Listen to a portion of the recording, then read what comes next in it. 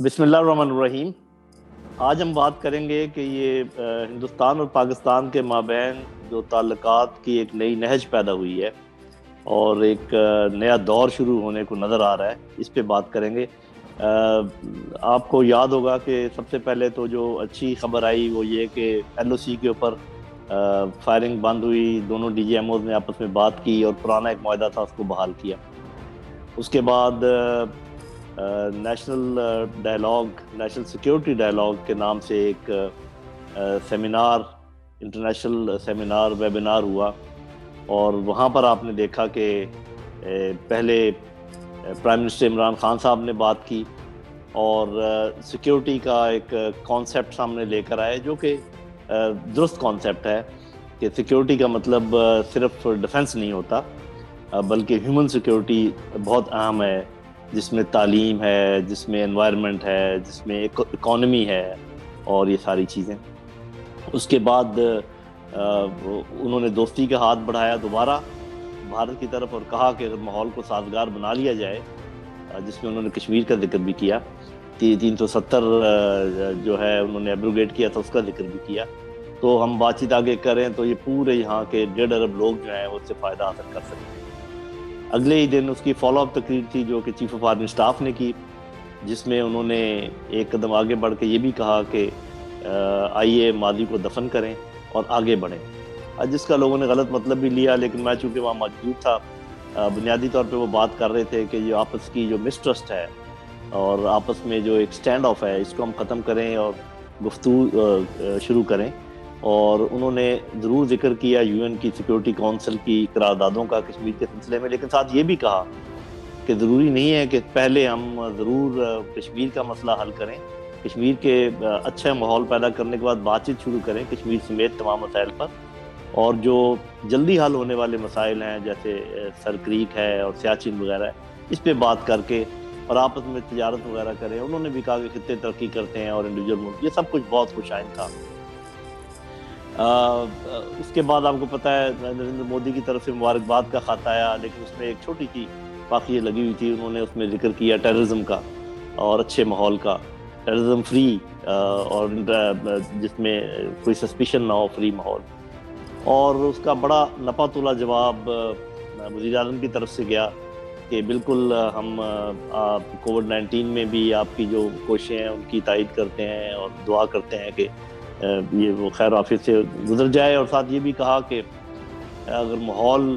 بنایا جائے تو بات چیت ہی بہترین راستہ ہے اور امن ہی بہترین راستہ ہے، لیکن انہوں نے ساتھ یہ بھی کہا کہ جو ہمارے مسائل ہیں جن میں کشمیر سر فہرست ہے، امپورٹنٹ ہے، اس پر بات چیت ہو۔ پھر اگلے دن خبر ہے آج کی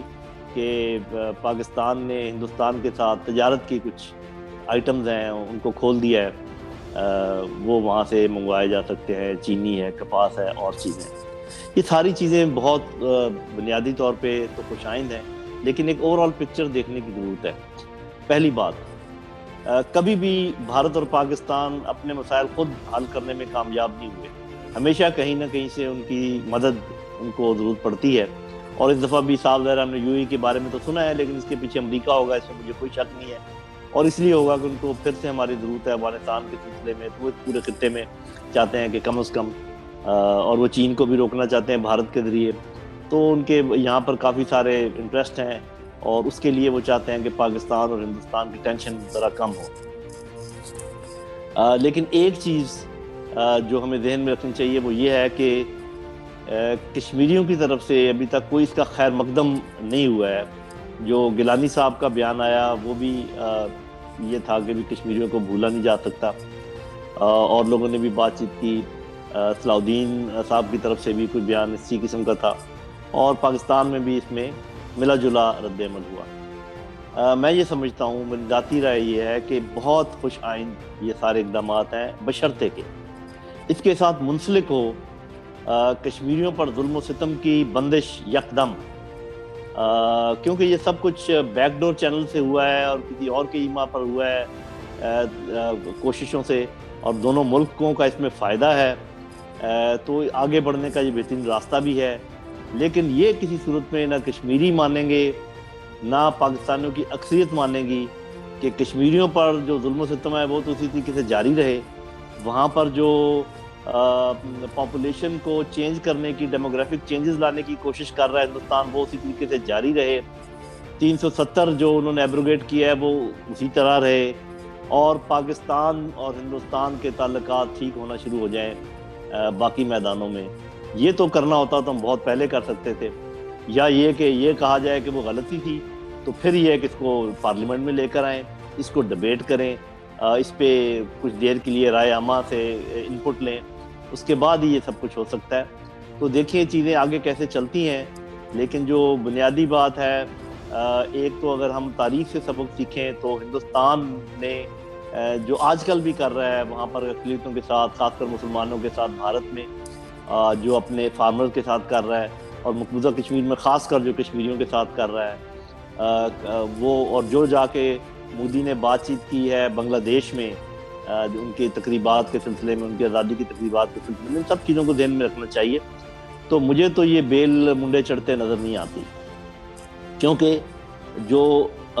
تاریخ کے سبق ہیں وہ ہمیں بتاتے ہیں کہ ہندوستان صرف تب بات کرتا ہے جب اس کو تکلیف ہو، اس وقت اس کو کوئی تکلیف نہیں ہے ہماری طرف سے، ہمیں کافی تکلیفیں ہیں ان کی طرف سے۔ دوسری بات یہ کہ جب تک آپ بنیادی تکالیف دور نہ کریں، ٹھیک ہے مسئلہ تو بعد میں حل ہو جائے گا کشمیر کا، لیکن جو مین رکاوٹ ہے وہ یہ ہے کہ کشمیریوں پر ظلم و ستم، 370 کا ایبروگیٹ ہونا، اور وہاں پہ ڈیموگرافک چینجز لانے کی سر عام کوشش کرنا۔ یہ تین فیکٹر جب تک موجود ہیں اس وقت تک بھارت سے تجارت کرنا، بھارت سے بات چیت پر آمادہ ہو جانا بڑی حیرت انگیز باتیں ہیں۔ میں بھی انتظار کرتا ہوں آنے والے دنوں میں کیا ہوتا ہے، آپ بھی انتظار کیجئے۔ اللہ کرے کہ جو بھی ہو پاکستان کے حق میں ہو۔ پاکستان زندہ باد۔